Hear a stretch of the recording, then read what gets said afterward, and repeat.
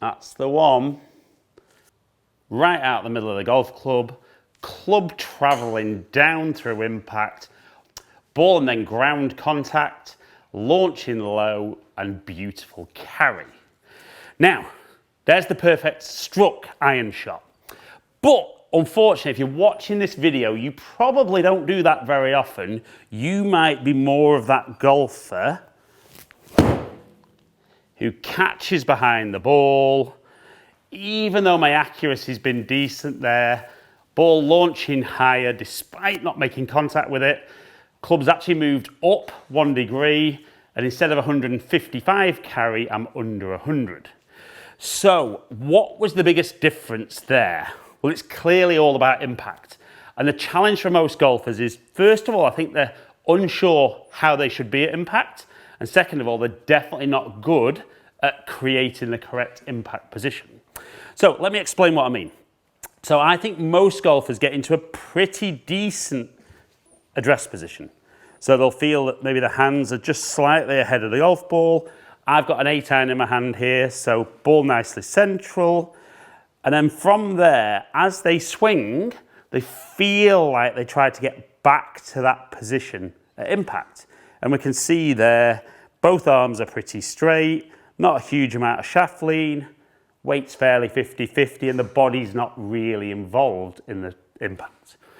Now, when you watch the best players in the world, though, their address positions and impact positions are completely different. So what are the differences we see? Well, the best players in the world at impact, we see much more shaft lean. We see the trail arm much more bent.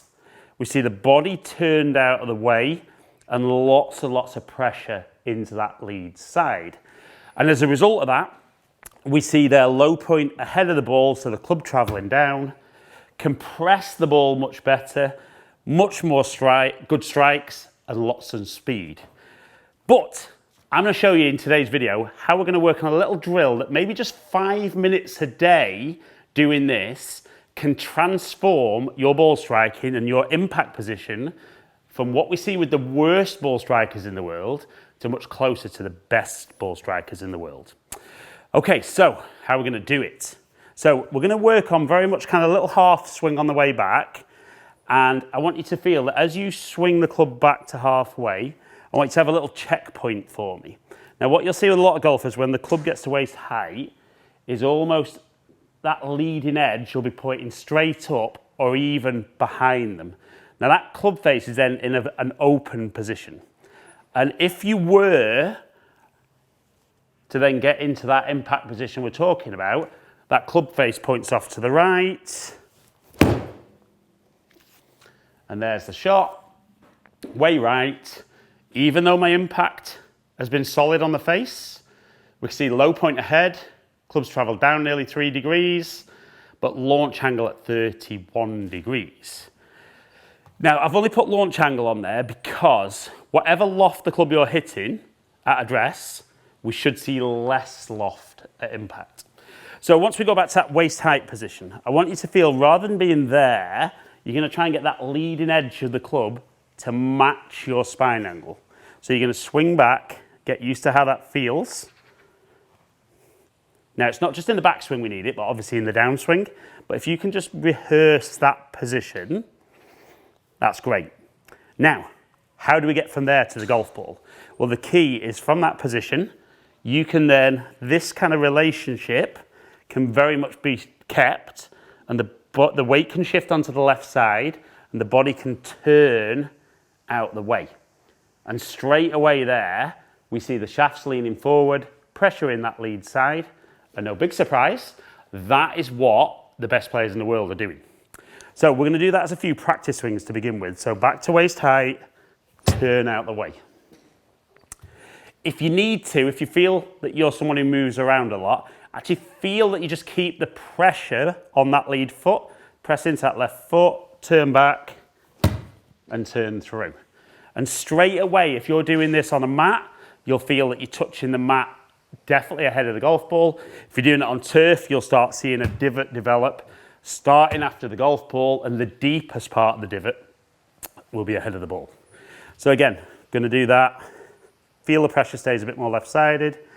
Waist height, check that club face, turn through.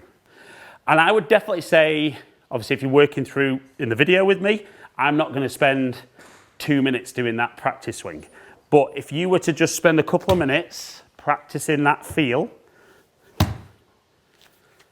the more you get used to that feel, then as you introduce the golf ball in there, we're not worried about how far this goes. It's going to be check that little halfway point, pressure left, and we should see low point ahead, 3.3 inches, clubs travel down 4.5 degrees, launch angle all the way down at 14.8, and even with a tiny swing there, over 90 yards carry. Now, again, it's hitting, people talk about, is it quality or quantity of practice? I think it's both. So it's no point in doing hundreds and hundreds of balls doing it wrong, but equally, there's no point in just doing 1 or 2 good ones. So it's quality with quantity. So I'm going to do 2 more of those smaller swings. Not quite as good with the club face, but low point ahead, club traveling down, launching low, and a bit more distance. So definitely for me there, felt good here, but then as I started down, I felt my hands pull and that club face open up, and then obviously at impact, club face was a little bit open, that's why that went to the right. Now this is definitely something I've always struggled with, particularly as a kid.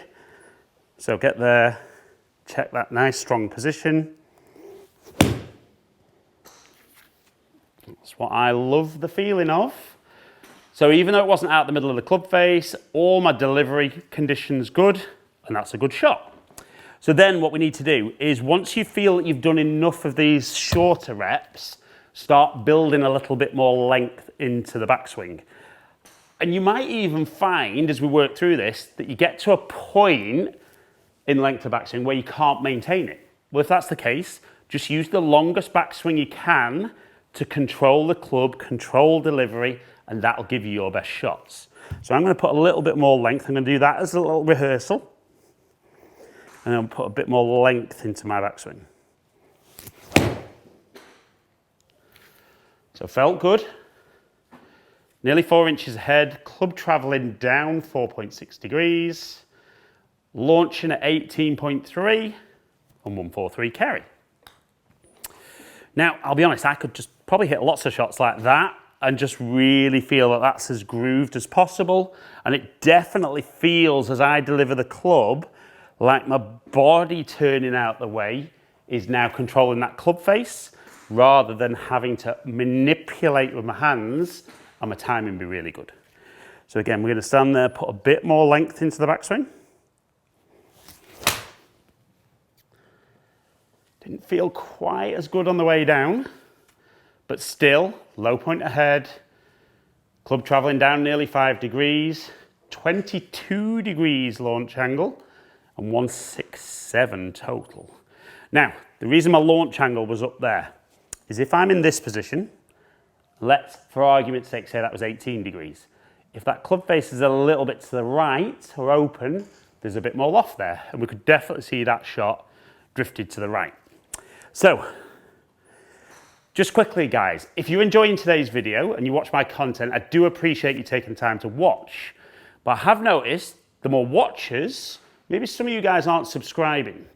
Now, comment below why you don't subscribe, or very simply, click the subscribe button, ring the notification bell, and then you'll find out when I drop new videos, which are only here to help your game. So we're going to go one last one, big backswing. Need to feel that bit halfway down, turn out the way, and that's about as good as I can do it. So we can see out the middle of the club, 2.5 inches ahead, club traveling down 3 degrees, launching at 21, 164 carry, and that for me feels powerful, good strike, actually incredibly simple movement-wise. Not easy, because if I don't think it, I don't do it, But if you can work, like I said, maybe just 5 minutes a day, that's going to transform your ball striking.